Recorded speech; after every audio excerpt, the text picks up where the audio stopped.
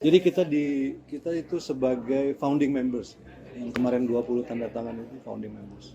Indonesia memandang bahwa karena kita juga merupakan bagian dari negara-negara yang sejak awal ikut dalam proses ini, memandang bahwa Indonesia perlu untuk ikut bergabung, dan terus terang saja perlu disampaikan bahwa prosesnya ini juga agak cepat. Dalam beberapa hari yang lalu penandatanganan piagam ini dilakukan dan Bapak Presiden memutuskan Indonesia untuk bergabung dengan berbagai pertimbangan. Yang pertama, tentu saja kita sejak awal merupakan negara yang peduli pada perdamaian, pada stabilitas internasional, dan khususnya pada situasi yang terjadi di Palestina. Karena Board of Peace ini merupakan bagian dari upaya untuk mencapai perdamaian tersebut, maka kita harus ada di dalamnya. Dan ini juga kita lakukan konsultasi dengan negara-negara yang kita sebut dengan Group of New York. Ada beberapa kali pertemuan sebenarnya, banyak percakapan, kemudian dialog yang terjadi, kemudian pertimbangan-pertimbangan, dan 2 hari sebelum penandatangan kemarin semuanya bersepakat untuk ikut bergabung bersama Joint of Peace, bersama Board of Peace. Negara-negara tersebut antara lain adalah Saudi Arabia, kemudian Persatuan Emirat Arab, Qatar, kemudian Jordan, Turki, Pakistan, dan Indonesia tentu saja. Mesir juga ada di situ. Jadi semuanya bersepakat. Kemudian kita meyakini bahwa Board of Peace ini adalah sebuah langkah yang konkret setelah sekian lama untuk bisa mencapai apa yang kita harapkan di Palestina. Tentu saja kehadiran semua negara-negara ini di dalam Board of Peace tersebut untuk bisa terus mengawal, kemudian memastikan bahwa upaya yang dilakukan oleh Board of Peace ini tetap berorientasi pada kemerdekaan Palestina dan tetap tercapainya solusi dua negara. Dan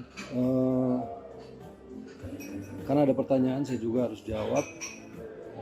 Apakah ini akan menggantikan PBB? Tentu saja tidak. Kemarin juga disampaikan bahwa badan ini tidak ditujukan untuk menggantikan PBB. Ini adalah suatu badan internasional yang merupakan yang lahir dari kepedulian untuk menciptakan perdamaian dan stabilitas khususnya di Gaza. Karena itu upaya-upaya ini kita harus ikut. Indonesia memutuskan untuk bergabung.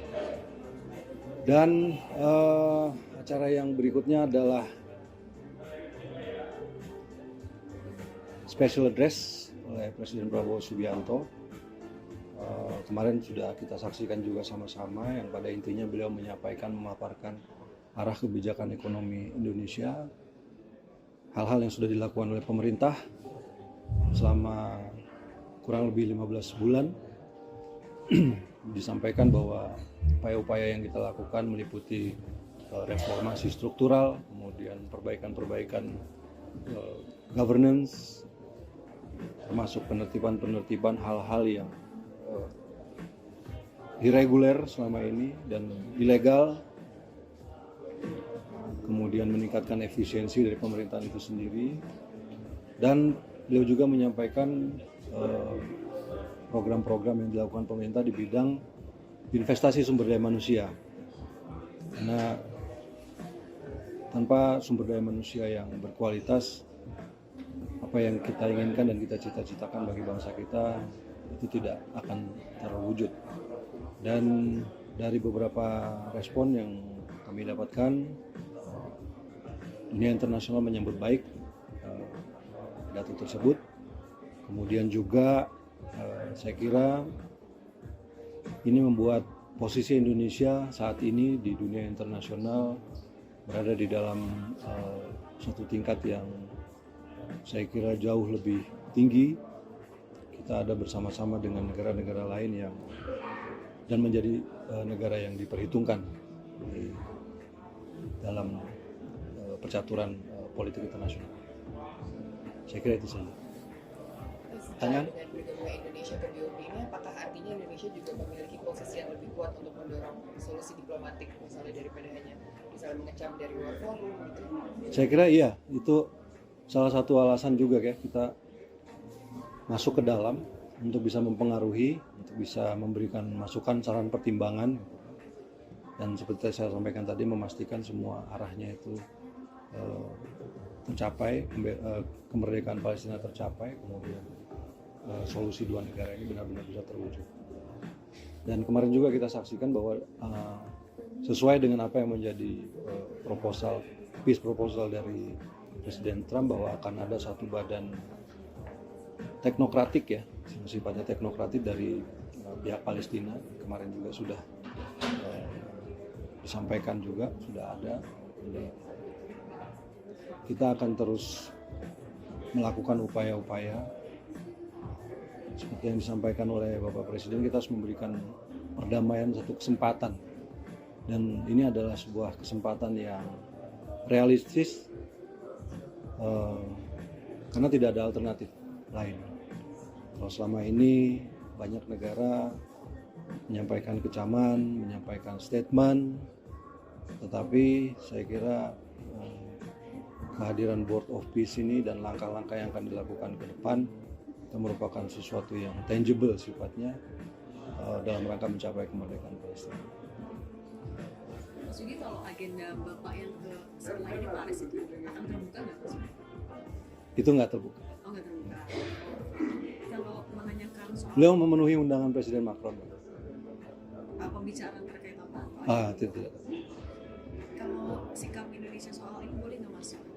Konflik Amerika Serikat yang mau invasi Greenland, sikap Indonesia? Intinya kita ada dalam posisi non-aligned. Kita sadar bahwa dunia sekarang sangat dinamis situasinya, namun kita juga harus ingat bahwa ada kepentingan nasional yang harus kita jaga. Oleh karena itu kita selalu berpandangan bahwa apapun yang kita lakukan, kita harus berpijak pada kepentingan nasional kita. Kita mengharapkan perdamaian, kita mengharapkan stabilitas, seperti yang disampaikan juga kemarin oleh Bapak Presiden, bahwa tanpa stabilitas, tanpa perdamaian, tidak mungkin mencapai suatu keadaan yang dimana dunia ini makmur, dimana masyarakatnya makmur. Jadi saya kira itu yang menjadi posisi kita. Sudah? Oke, makasih. Thank you teman-teman. Ya, makasih ya. Mau lagi Mas Yugi? Kalau ini lebih ke penasaran sih, kayak Indonesia kan kalau nggak salah the only Southeast Asian country yang masuk Board of Peace kan. Ada Vietnam. Oh, Vietnam. Vietnam ikut tapi nggak ikut. Nggak Jadi kita itu sebagai founding members. Yang kemarin 20 tanda tangan itu founding members. Kita kan tapi maksudnya di Southeast Asia ada Malaysia juga yang dia lokal dalam peace gitu. Kalau itu memang tidak ada invitation ke Malaysia atau? Dari informasi yang saya dapat, ada 60 undangan yang disampaikan oleh Presiden Trump, tapi tidak diberi detail siapa-siapa saja. Dan dari 60 tersebut, yang 20 kemarin yang sebagai early responder dianggap sebagai founding members minta untuk tanda tangan. Memang ada 2 undangan, satu undangan untuk join Board of Peace dan ada juga undangan untuk ikut penandatanganan. Dan yang dipersyaratkan kemarin itu sebenarnya yang ikut penandatanganan adalah adalah negara yang setuju untuk bergabung. Tapi sebenarnya listnya cukup banyak kemarin, cuma karena tidak semuanya bisa hadir pada saat penandatanganan, jadi yang 20 inilah yang jadi founding members.